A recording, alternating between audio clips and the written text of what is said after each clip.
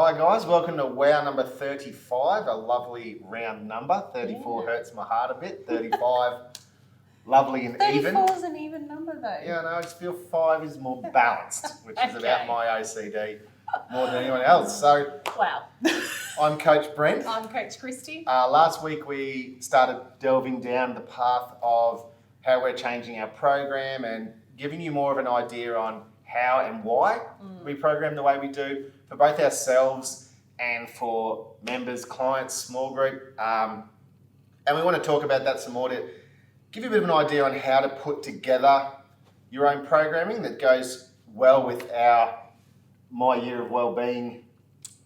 I remembered that today, which is really good. You did, the new series that we just started yesterday. Yes. Well, I don't think it's actually posted yet. By the time you see this, it'll be posted. Yes, it's a series you're going to start seeing. It's a bit of a theme through the set at the moment. And as we're talking about our Year of Wellbeing, we're going to show you how we build our program. So we've just come off the end of week 1 of our new 8-week block. Yes. Which I wanted to say 8-week block then to lock Christy into we have to do this for 8 weeks. I'm happy to do it for 8 weeks. I'm not, but now I've said it to human beings, it has to happen. So we've had a change in direction in our programming. Christy, do you want to Yes, talk I can about... elaborate. So Brent and I tend to be like a lot of humans and we stick with what we like, and a lot of our programming for a while has been heavy strength. So lots of sets, low reps, as much load as we can, working on getting as strong as we can. But one thing that I noticed is that I'm getting a little out of breath walking upstairs, and when I'm finished demonstrating a small group, a lot of exercises, I'm very out of breath, and that is not okay with me. So and it's not from excitement. No, it's from that we're strong, but we've lost that little bit of fitness. So that's something that I wanted to encourage Brent to let me put in our programming. And to sort of elaborate on strength training, our concept of strength training is about being physically strong. So our strength training is not aesthetic. So I'm not interested in looking like a bodybuilder. I am interested in when I take my block splitter out of my 4-wheel drive to cut wood, I want the wood to fear me. Yes. Right? So I like being very functionally strong. So for us to go from, say 5 sets of 5, as heavy as humanly possible, Christy, I gave in and said, okay, I'm also getting puffed. Well, we compromised. We compromised. You didn't just hand it over. So we've kept that 5x5 heavy strength theme, but we've just added a little bit more metabolic conditioning with that. So every day we have a little bit of what we like, the strength stuff, and then after that we'll either do like an AMRAP or an EMOM, something that's going to push that aerobic capacity and more intensity. Now, before we get to how the programming comes along, which will probably be next week, we want to talk about how we come up with figuring out what we do with our programming. Now, your goals and what you're trying to achieve is very important. So we both wanted to get fitter and maintain our strength because we both feel good when we're strong. And it's good for our bodies. What we also have to take into account is what we can actually manage. And this is sometimes, certainly for me, the more important aspect of goal setting is not about what I'd like to achieve, because I never have a shortage of delusions of grandeur of what I think I can do. I think it's a pretty normal human thing. we all have a little bit of that in us. Mixed with exercise ADHD, where I get bored really easy. We have a tendency to focus on what we'd like to get out of it. The issue is that may not always be realistic with some of the things we have to take into account. So, for example, how many times a week you can actually train. So it's having the goal of having a ripped 6-pack and looking like a fitness model who's 23 when I'm 39 this year and I have a full-time job, consulting job, 2 kids under 10, a dog that likes walking, a lot of hobbies, a house that I'm renovating. The idea of being able to train 6 days a week to achieve that is a little unrealistic. So I guess it's about setting that up from the start and having room to build on that if you can, which we will talk about that in a little bit more depth in a minute. But not biting more off than you can chew to start with. Which, when you're motivated, you can achieve the impossible. Like, I'm going to train 6 days a week, 2 hours a time. It's halfway through week 2 and you're either broken, exhausted, or it's just not happening. So the first thing to look at is how much time do you have in your day to train? I, as a general rule of thumb, have a max of an hour. Yeah. By the time I factor in everything else in my day, and I work in a gym, obviously, but an hour is the max amount of time I have to train. Because by the time I go train for an hour, 15 minutes to get changed, I've usually got to eat something around when I train. Now you're actually looking at an hour and a half. So in an hour training session, by the time we stretch and warm up and cool down, now you're looking at 35 to 40 minutes. So the realistic amount of time I have to physically train is 40 minutes. Yeah. That's a really important factor when you're looking at your goal. So starting with, how much time do I have? Yeah. How many days a week? How many days a week can I train, depending around your job? What injuries do I have? Yeah. Is a massive, massive aspect. Every type of training isn't for everyone. And if your goal requires you to do a lot of high intensity impact training, and you've got 2 partial knee replacements, you'll have to relook at your goals or modify what you're going to do to get the same result. So it's not as simple as, here's the result I want, and if I don't get to that, it's just because I'm not motivated. Well, there are a lot of factors in your life that can prevent you from getting to that goal. Yeah. So in week 1, I've had a little bit of back pain. I've solved that, but things I have to watch out for is my back. Yeah. Christy's wrist at the moment.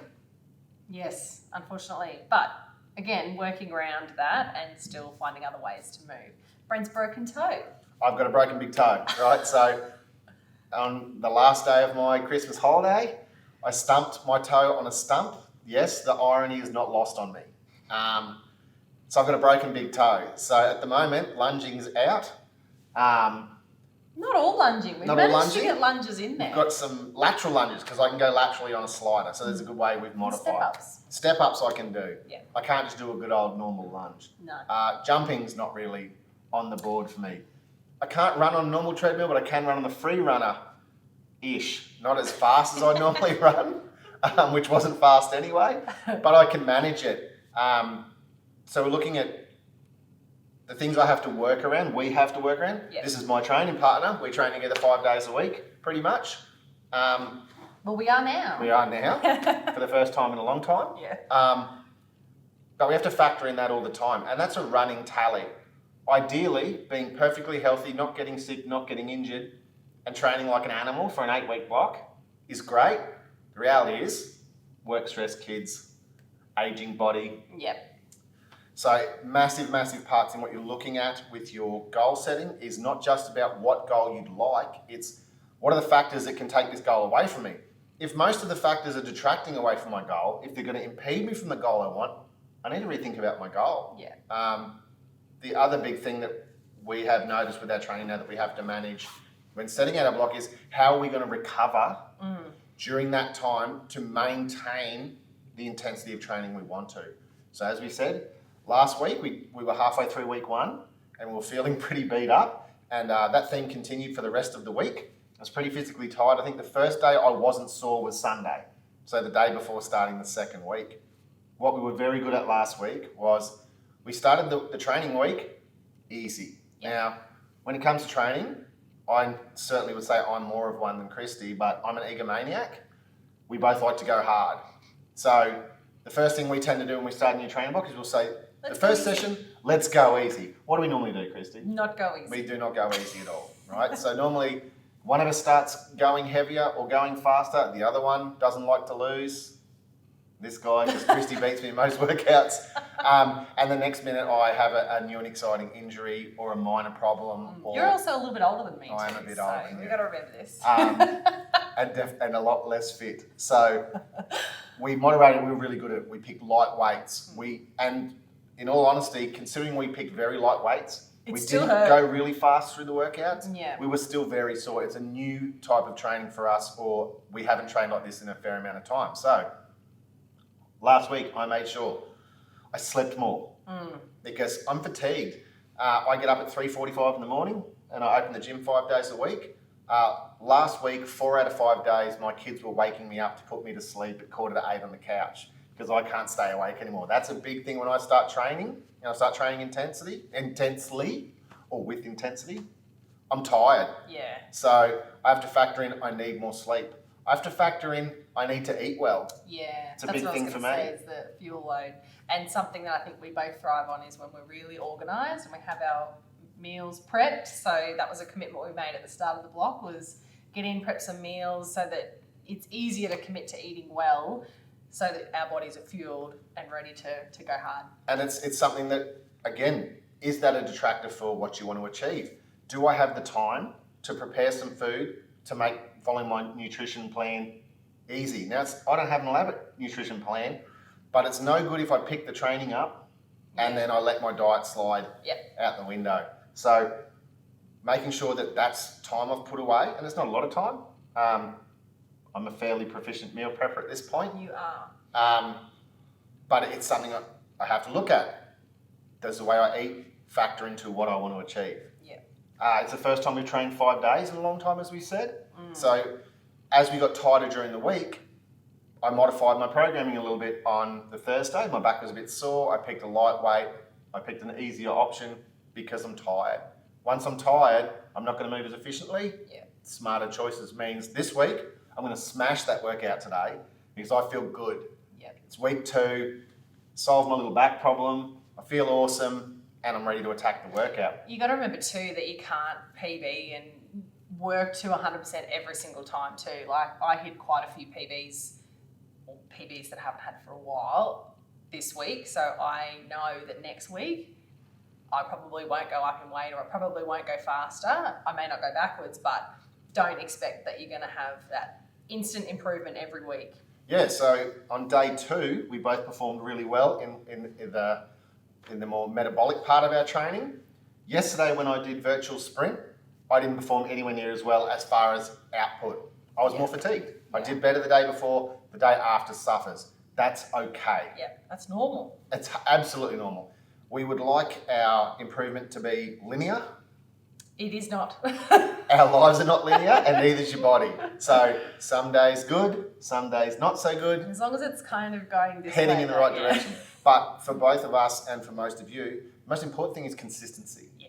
So we are trying to begin this training block in the way that we can continue it so that we get the best benefit from consistent training for 8 weeks, which will see a good result for both of us. Yeah. Rather than our traditional, and I'd say every second or third training block we do, we mess it up.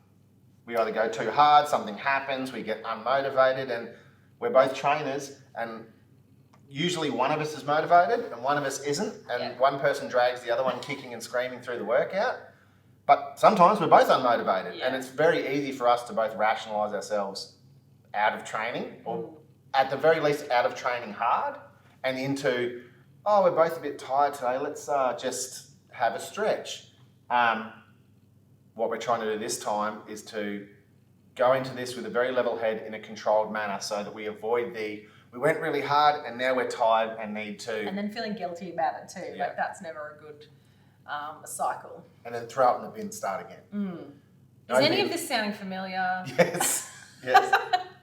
So we are human beings exactly like you, and we struggle with motivation, we struggle with staying with a program. Yeah. So what we'd like you to take from this video is sit down, think about what you want to get out of your next 8 weeks to 3 months, depending on how long you've trained for. We usually work off an 8-week block. Yep. What do you want to achieve? Is that a realistic, manageable, maintainable goal you can hit with how your lifestyle is at the moment? Because depending on how busy you are and how much you have to do, it may not be maintainable. So have a little thinky times. We'll talk to you next week. We're going to show you what our program is. I'm pretty excited to show you our program. I think it's kind of clever, and we've made it in a way that we don't get bored. Yeah. We get panicked about each day's training session. But take some time, think about what you want to achieve over the next 8 weeks. And when you look on this video, if you want to drop us a line and comment on what you'd like to achieve, Yep.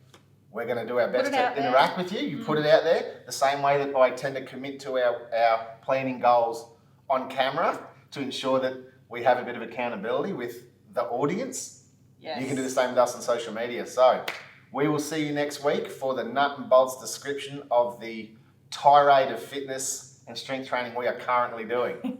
And hopefully this exterior will be a stronger, leaner, slimmer, more athletic one over the next 8 weeks. Let's hope so. Awesome. All right, Bye, guys. See you next week.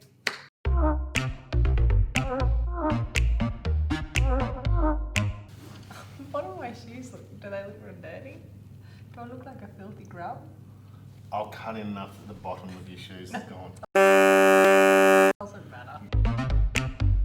Yeah.